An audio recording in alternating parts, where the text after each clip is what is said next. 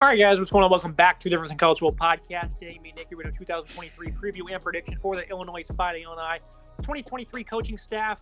Brett Bielema, 13-12 in 2 seasons. This is a coach built off physicality and aggressiveness. Barry Looney Jr., second season with Illinois as the offensive play caller, and Aaron Henry steps into that defensive coordinator role left by Ryan Walters, who departs for Purdue. Third year on the staff. This will be, of course, his first as defensive coordinator.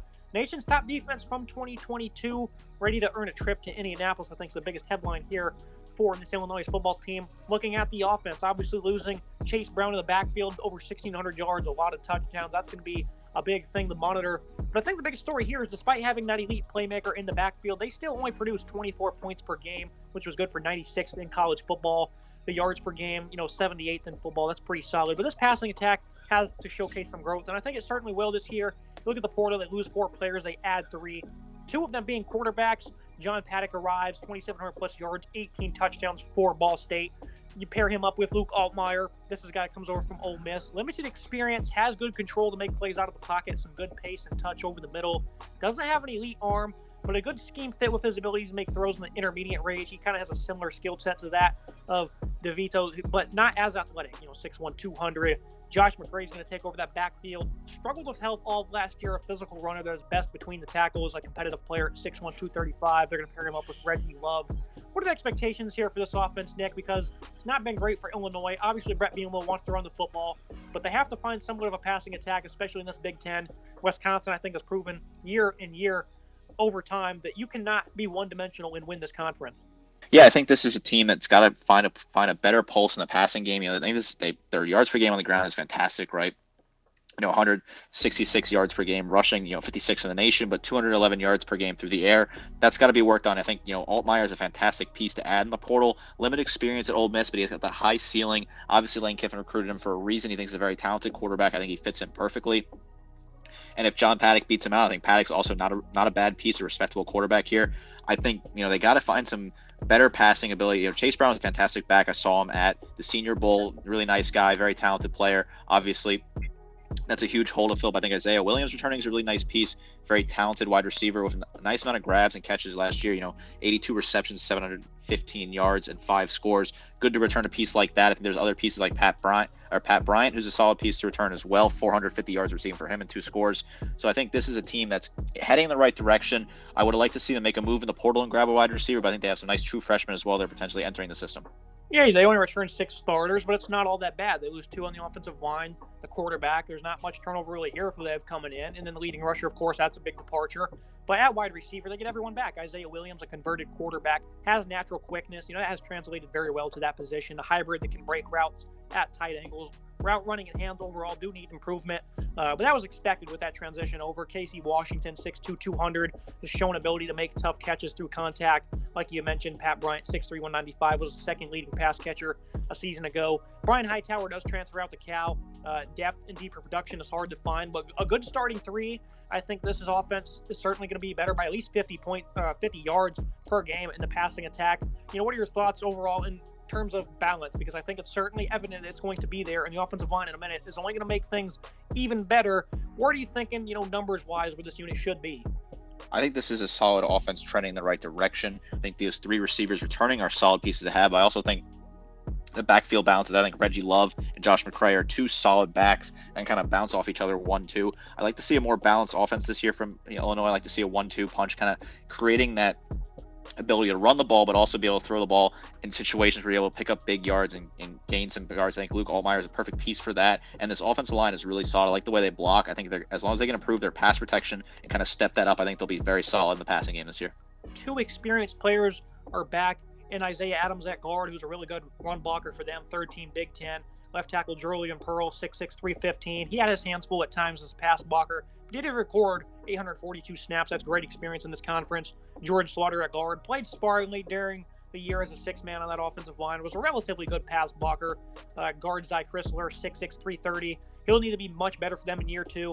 Gave up a lot of tackles for loss. Plenty of volume on the ground. But overall, it was a very sound run-blocking group. They will be strong this year, I think, with the size, the experience, and, of course, Brett Bielema up front. They're not going to settle for a repeat performance up front. And it wasn't even that bad because they still had a 1,600-yard rusher, but his playmaking obviously is going to be absent, so they definitely need to step up their play this year. But I'm very high on this offensive line, and I definitely think this offense as a whole is exciting. A B for me. I think some effectiveness vertically in the passing game really needs to improve a good bit, but if they can check that box, this offense has a sky-high limits, maybe north of 30 points per contest.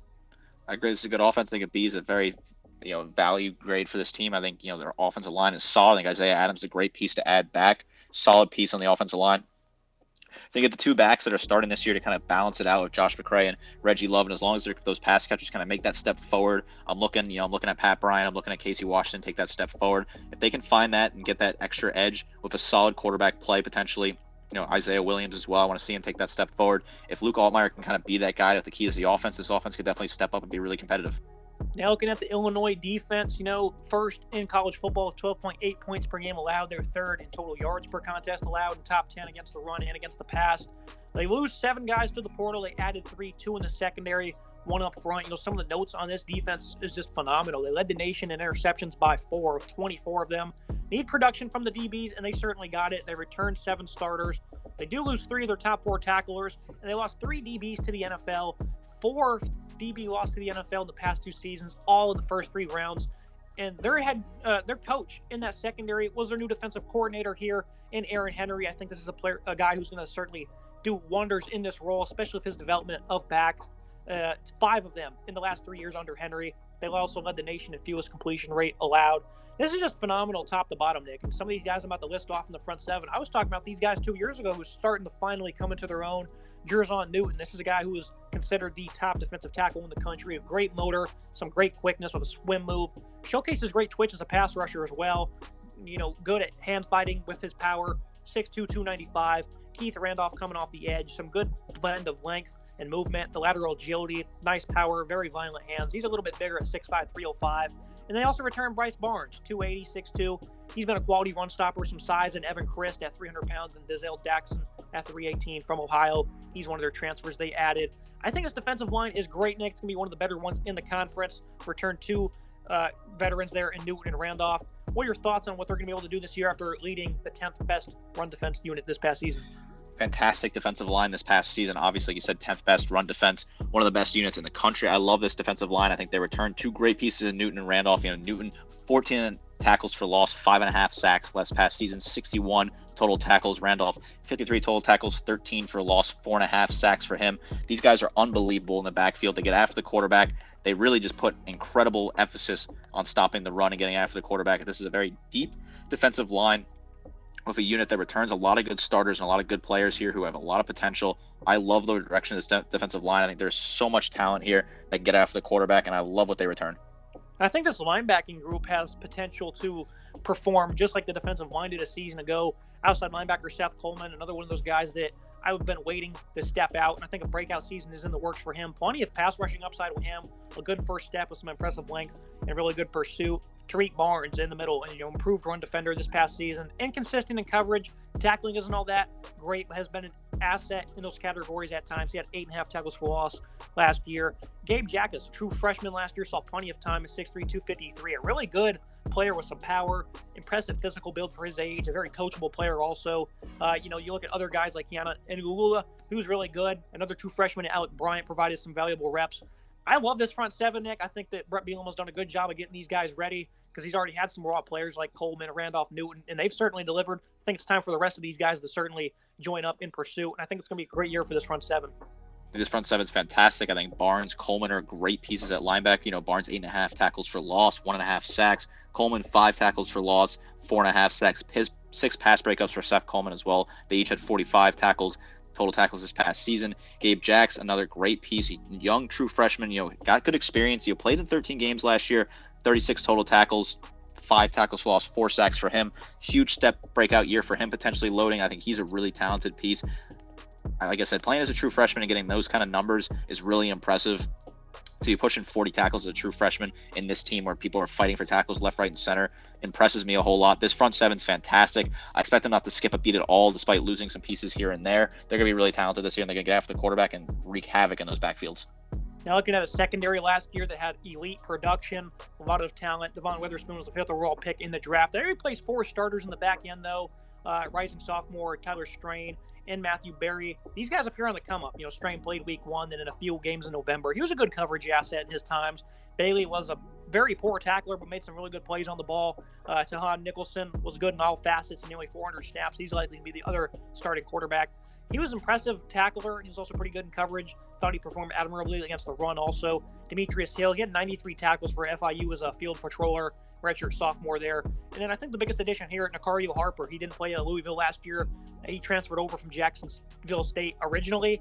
He replaces Sidney Brown. At least that's the hope as a downhill thumper. Ohio Valley Player of the Year in 2021. Versatile, but his best attributes are when he's playing at the line of scrimmage, 6'1", 203. I think this is a perfect replacement, at least on the scouting report, for another guy who was great for them last year in Brown at safety.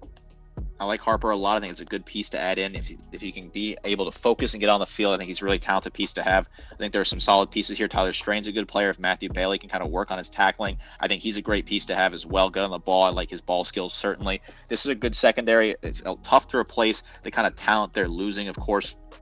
When you're losing guys like Devon Weatherspoon and Sidney Brown, who are really talented pieces to the NFL draft, I think this is going to be a tough ask to keep this secondary at the same level. But I think there's a lot of talent here, and they certainly have potential to be kind of in that sort of below 200 pass yards per game. I don't think they'll be 8th in the country again, but I think they'll be up there because this is this group that's going to plug and play. They coach them up pretty well out there. This defense is very well coached. I think they have continued success out there.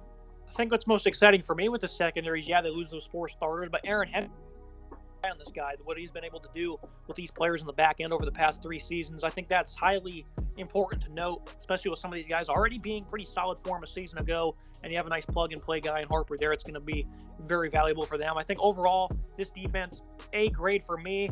I think more star power is what's probably going to hold it back from me, and of course the secondary may potentially regress. And the pass rush definitely needs to take the next step, so there's plenty of things holding it back from an A+ for me. Defense has a lot of young guys that made some good plays for them overall last year, and I think they're going to continue to grow. Maybe they won't be as elite as last year, and it's hard to expect the same ball production. 24 interceptions, that's certainly going to dip. But overall, Nick, I think A is very suitable for this defense. Is that too high? I think A is right where this defense is. I think this is a really talented defense top to bottom. I think there's so much potential here. Yes, you can expect to fall off. 12.8 points per game last year is ridiculous. The best defense in the country, better than Georgia in terms of points per game, right? You expect to fall off there a little bit considering they replace a lot of pieces in the secondary. But I think they'll be hovering around that top 10 defense in the country again this year. I think the front 7 is fantastic. The secondary, a lot of younger guys getting some good experiences here. But I trust the coaching out there in Champaign. I think they'll have a great defense again. Look at the schedule preview and prediction. The Illinois' offense still really lacks that explosion in the passing game. Need to see some more to get away from that one-dimensional tag. They do have a good trio of pass catchers, though. The running game should still be strong with a nice 1-2 punch behind an offensive line. They will also continue to progress. The loss of Brown's production and playmaking could be disruptive for this offense, though. They must find adequate balance this year. Writing is on the wall for the defense to once again be one of the nation's toughest units. Defensive line has 2 elite players with some quality depth. The linebacking room is deep with great upside from its pass rush. And I'm not convinced that the secondary is going to take that much of a step backwards. Also, no Michigan, Ohio State, or Michigan State. Underrated contender to win the conference, but they will need more balance on offense for that to even be a possibility.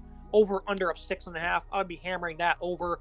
I do have them losing week 3 to Penn State at home, but that is certainly a game to monitor, as that could certainly easily be a game they pull out. And I think October 21st and then November 4th, back-to-back losses against those tougher teams in the trenches. Those are certainly winnable games, though, but I'm high on Wisconsin. I think Minnesota also always possesses a challenge of Joe Rossi, a defensive coordinator. 9-3 for me. But if you look at the schedule, Nick, is 12-0 possible? It certainly is. This is a very favorable schedule. Not tough really out of conference. I like the trip to Kansas. It's interesting at Kansas on September 9th. I like that's a very interesting game.